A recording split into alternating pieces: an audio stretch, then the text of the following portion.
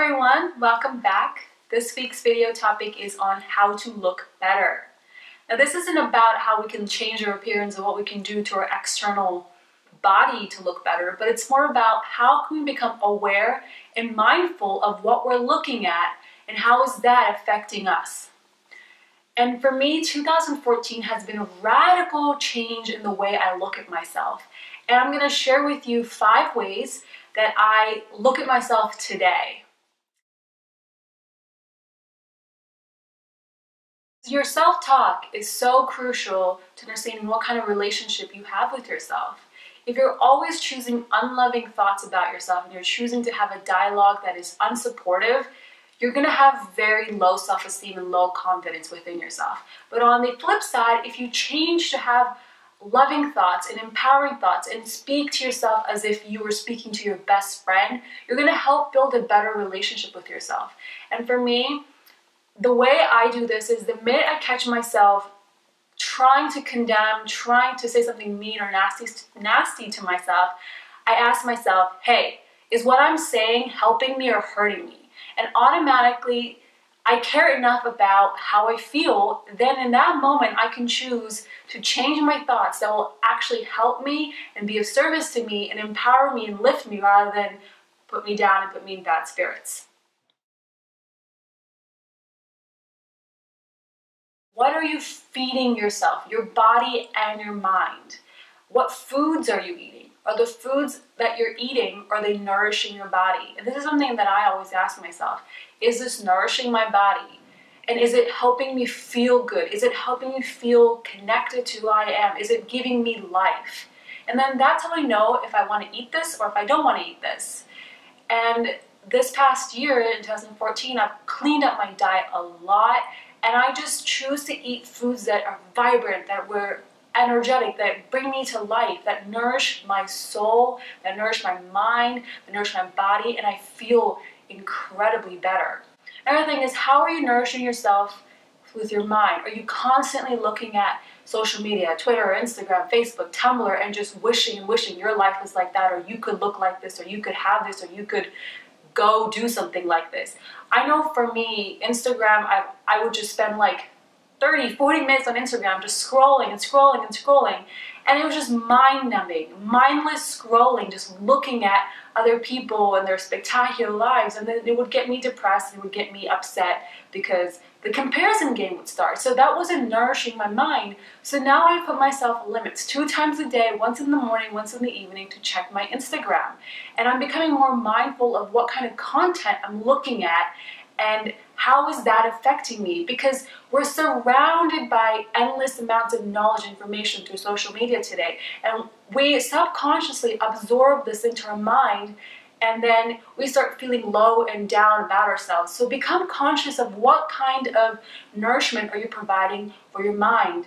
And to nourish your mind, a great way to nourish your mind is meditation. Taking 2, 5, 10, 15, 20 minutes of stillness every single day to be with yourself and to nourish your mind and to really understand that you are not your thoughts, that your thoughts have no power over you unless you give them power.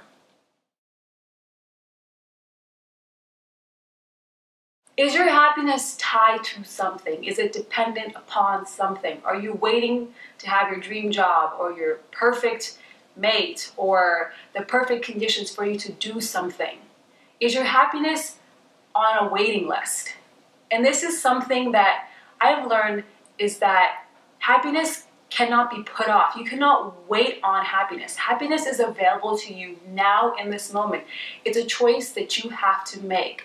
I can choose to be happy now, or I can put my happiness on the waiting list and wait for that something or that someone or that some event to happen in order to feel happy.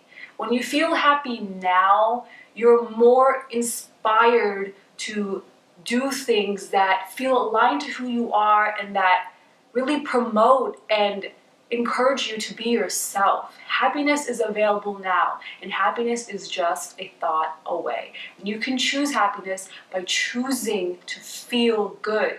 And this is something that I begin to do, is that every single day I tell myself, today I'm going to get my happy on.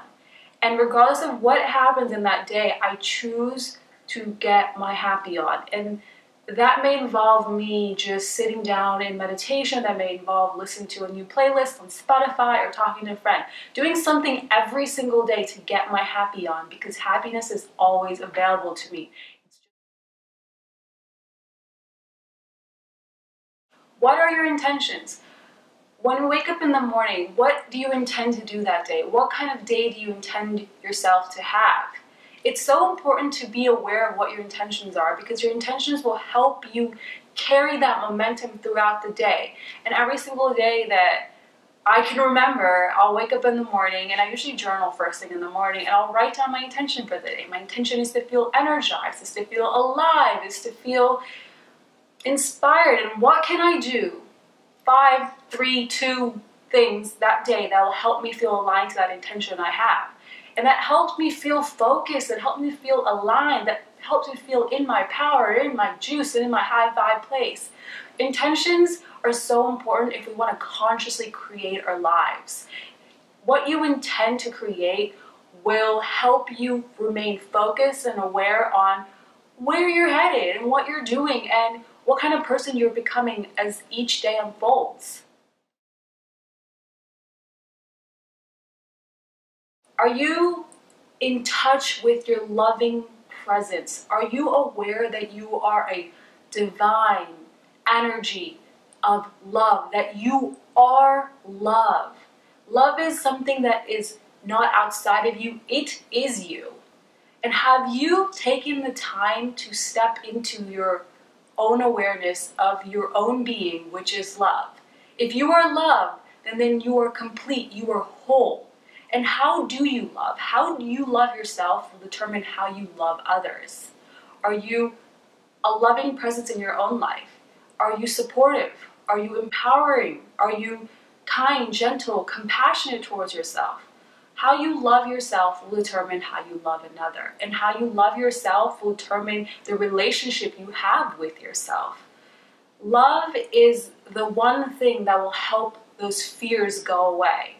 And any single time you have fear about something, take the fear away and then just look at that thing just without the fear. You'll see that the underlying energy that's still there is love. Love is what's going to help you push forward, will carry you forward, will help you understand that fear cannot do anything. Fear is just a tiny mad idea of the ego, and you are not your ego. You are love.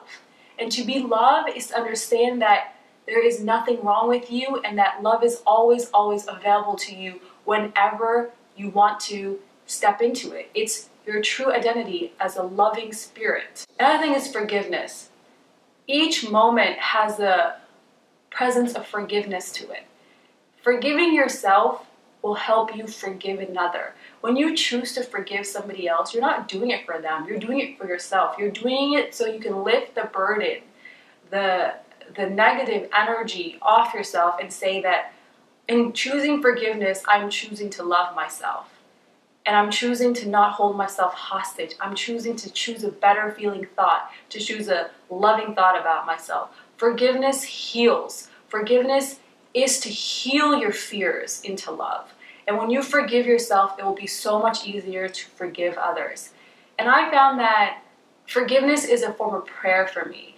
Sometimes I just sit and I just say things that I want to forgive myself for. And in forgiving myself, I feel lighter, I feel more connected, and I know that there's nothing that I can do wrong. It's just that my perception has landed on judging myself. And when I judge myself, I hold myself hostage. But when I invite love into my life, I can choose then to forgive. And in forgiving myself, I reclaim myself as love.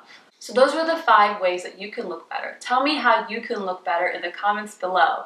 I really love to hear from you. I want to read your comments. I want to engage. I want to open up a dialogue with you and just connect. Thank you so much for watching. I hope you're having a beautiful, wonderful, warm, cozy day. Bye!